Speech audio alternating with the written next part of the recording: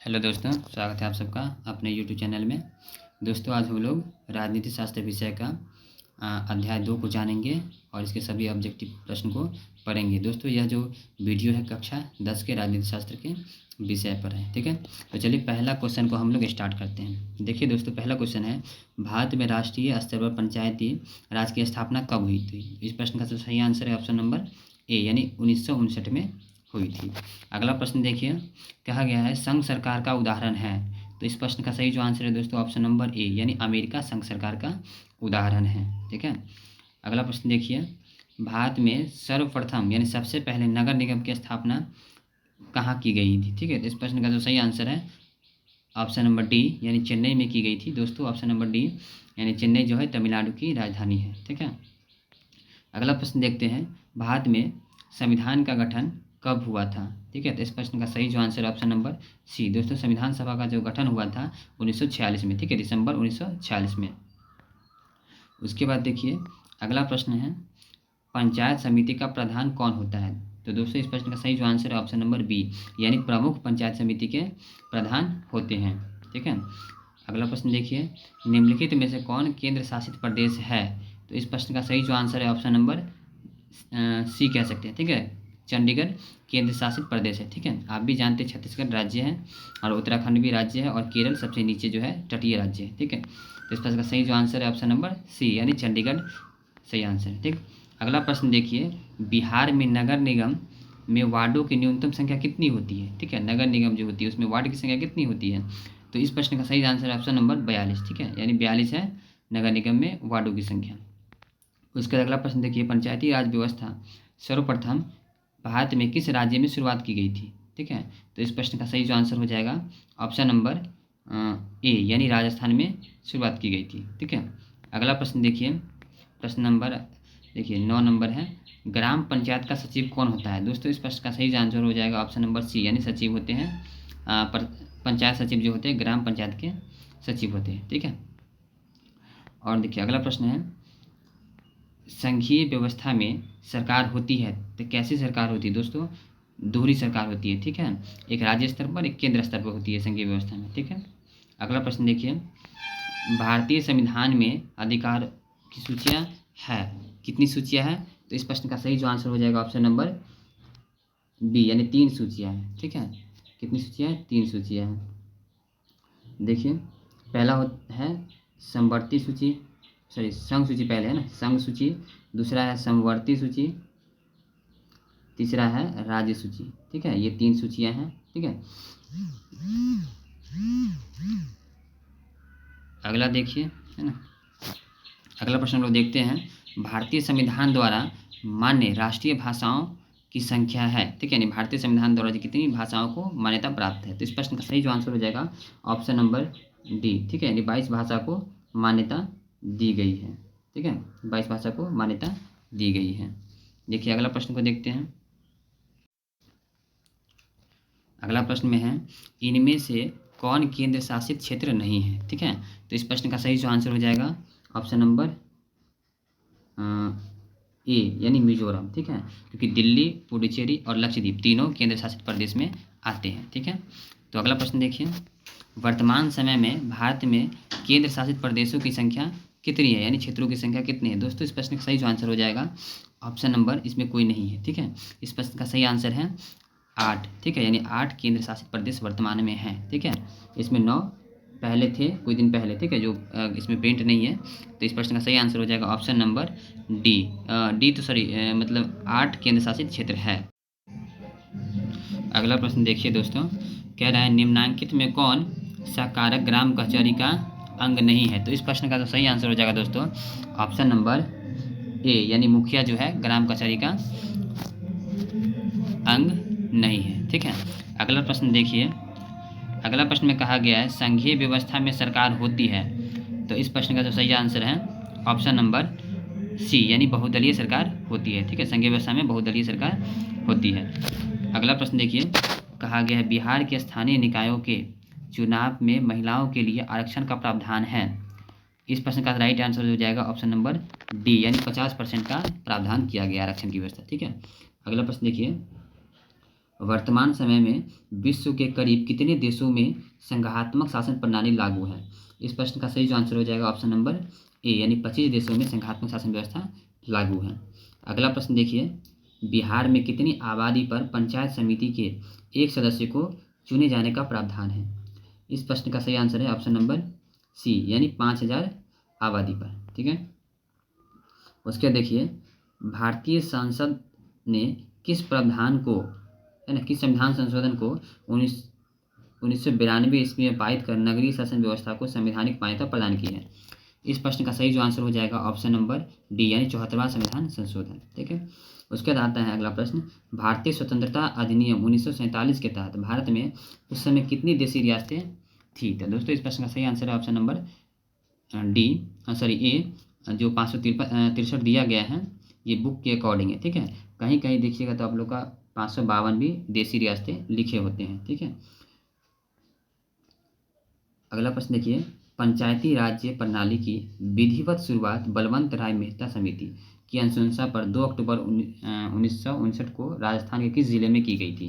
तो इस प्रश्न का सही जो आंसर है ऑप्शन नंबर ए। ठीक है, यानी नागौर राज्य में, सॉरी नागौर जिले में की गई थी राजस्थान के। ठीक है, अगला प्रश्न देखिए, संघ राज्य की विशेषता नहीं है। ठीक है, तो इस प्रश्न का सही जो आंसर है ऑप्शन नंबर सी, यानी इकहरी शासन व्यवस्था ये विशेषता नहीं है।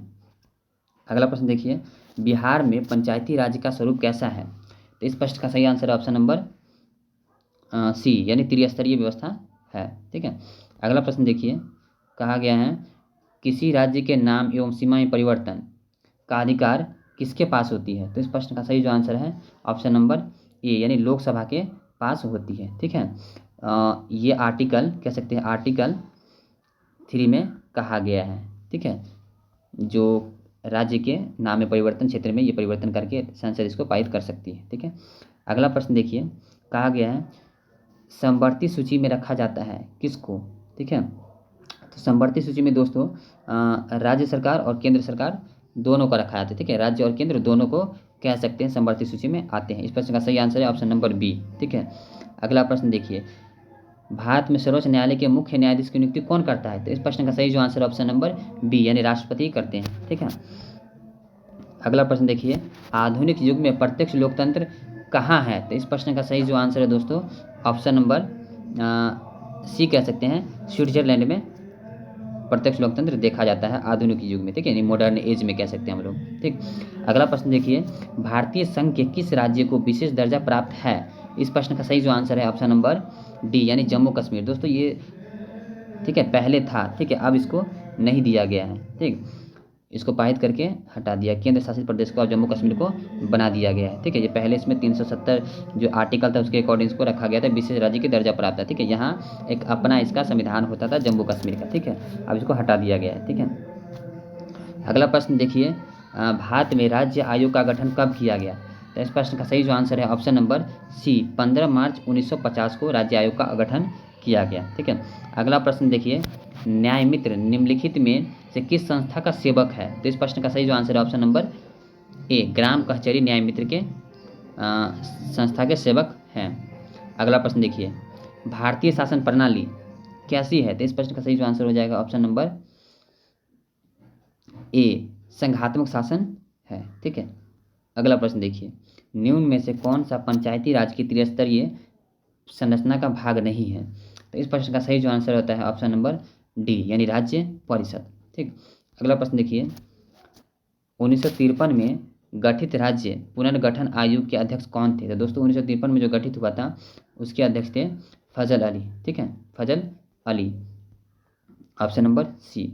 अगला प्रश्न देखिए, नगर निगम के निर्वाचित प्रधान कौन, यानी किसको कहा जाता है कह सकते हैं? ठीक है, तो इस प्रश्न का सही आंसर है ऑप्शन नंबर बी, महापौर को।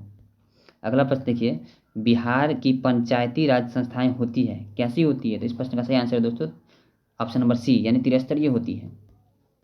अगला प्रश्न देखिए, कहा गया भारतीय संविधान का 73वां संशोधन निम्नांकित में किस विकल्प से संबंधित है? इस प्रश्न का जो सही आंसर हो जाएगा ऑप्शन नंबर सी, यानी पंचायती राज से संबंधित है। ठीक है, 73वां संविधान संशोधन। ठीक, अगला प्रश्न देखिए, निम्नांकित में स्थानीय स्वशासन के सबसे धरातलीय संस्था कौन सी है? इस प्रश्न का सही आंसर है ऑप्शन नंबर ए यानी ग्राम पंचायत। अगला प्रश्न है ग्रामीण क्षेत्र से शहरी क्षेत्र में परिवर्तन होने वाला स्थानों में स्थापित होती है। इस प्रश्न का सही आंसर है नगर पंचायत। ठीक है, अगला प्रश्न देखिए, बिहार पंचायत राज्य अधिनियम 2006 के अनुसार ग्राम पंचायत की स्थापना के लिए न्यूनतम जनसंख्या निर्धारित की गई थी। तो इस प्रश्न का सही आंसर है जो दोस्तों ऑप्शन नंबर सी यानी 7,000। अगला प्रश्न देखिए, पंचायत समिति का प्रधान कौन होता है? दोस्तों इस प्रश्न का सही आंसर है प्रमुख होते हैं। ठीक है, ऑप्शन नंबर सी। अगला प्रश्न देखिए 42 नंबर, पंचायत समिति का कार्यपालक पदाधिकारी कौन होता है? इस प्रश्न का सही आंसर है ऑप्शन नंबर बी यानी बीडीओ साहब। ठीक है, जो ब्लॉक में बैठते हैं प्रखंड विकास पदाधिकारी होते हैं, BDO। ठीक है, ये बीपीएससी के अकॉर्डिंग फाइट करके बनना होता है। ठीक है, अगला देखिए, नगर निगम के प्रमुख प्रशासक को कहा जाता है। ठीक है, इस प्रश्न का सही आंसर है ऑप्शन नंबर डी नगर आयुक्त। ठीक है दोस्तों, इस प्रश्न में मैंने ये बोला था कि इसको जो वीडियो होते हैं प्रखंड विकास पदाधिकारी, उसको बीपीएससी के अकॉर्डिंग फाइट किया जाता है। दोस्तों कोई भी पीसीएस के अकॉर्डिंग आपसे फाइट करके आप अपने ज़िले के जिस राज्य में उपस्थित हैं उस राज्य के ज़िले के अंदर प्रखंड के जो विकास पदाधिकारी होते हैं बन सकते हैं। ठीक है, अगला प्रश्न देखिए, लोकसभा में निर्वाचन हेतु कुल सीटों की संख्या कितनी है? तो इस प्रश्न का सही आंसर ऑप्शन नंबर सी यानी 543 सीटें हैं। ठीक है, हाफ लाते हैं यानी इसके आधा से एक अधिक, तो उसको बहुमत प्राप्त हो जाता है उस दल को। ठीक है, तो वो अपना सरकार बनाते हैं। अगला प्रश्न देखिए 45 नंबर, भारत में संघ एवं राज्यों के बीच अधिकारों का विभाजन कितनी सूचियों में की गई? इस प्रश्न का सही आंसर है ऑप्शन नंबर बी यानी 3 सूची में की गई, संघ सूची, राज्य सूची, संवर्धित सूची। संघ सूची में केवल केंद्र सरकार कानून बनाते हैं, राज्य सूची में केवल राज्य सरकार कानून बनाते हैं, और संवर्धित सूची में दोस्तों दोनों मिल करके कानून बनाते हैं। यदि संवर्धित सूची में यदि ऐसा कानून बन जाता है जिसमें राज्य और केंद्र सरकार में मतभेद उत्पन्न हो जाती है, तो ऐसी स्थिति में केंद्र सरकार को ज़्यादा शक्ति दी गई है और केंद्र सरकार का जो कहना होगा उसी को मान्यता दी जाएगी। ठीक है, दोनों के मतभेद की स्थिति में संवर्धित सूची में। ठीक, अगला प्रश्न देखिए 46वां प्रश्न है, 1977 में जनता पार्टी की सरकार का गठन किसके नेतृत्व में हुआ था? तो इस प्रश्न का सही आंसर है ऑप्शन नंबर डी यानी मोरारजी देसाई। ठीक है, जब गैर कांग्रेसी सरकार भी इसको कहते हैं, क्योंकि कई वर्षों से है ना प्रथम जो चुनाव हुआ था उससे लेकर के 1977 तक कांग्रेस सरकार ही रही थी, इसलिए प्रथम गैर कांग्रेसी सरकार 1977 में जनता पार्टी को मोरारजी देसाई के नेतृत्व में कहा जाता है। ठीक, अगला प्रश्न देखिए, भारतीय राष्ट्रीय कांग्रेस का चुनाव चिन्ह क्या है? तो दोस्तों इस प्रश्न का सही आंसर है ऑप्शन नंबर सी हाथ का पंजा छाप। ठीक है, चुनाव चिन्ह में आप लोग देखते भी होंगे। अगला प्रश्न देखिए, बहुजन समाज पार्टी के संस्थापक कौन थे? तो इस प्रश्न का सही आंसर है कांशीराम थे। ठीक है, पहली बार भारत के केंद्र में गैर कांग्रेस सरकार कब बनी? तो अभी दोस्तों थोड़ा देर पहले ही बताया था, 1977 में बना था मोरारजी देसाई के नेतृत्व में। ठीक है, गैर कांग्रेसी सरकार, ऑप्शन नंबर ए सही आंसर है। और देखिए इस प्रश्न का वीडियो का लास्ट प्रश्न है और इसको देखते हैं।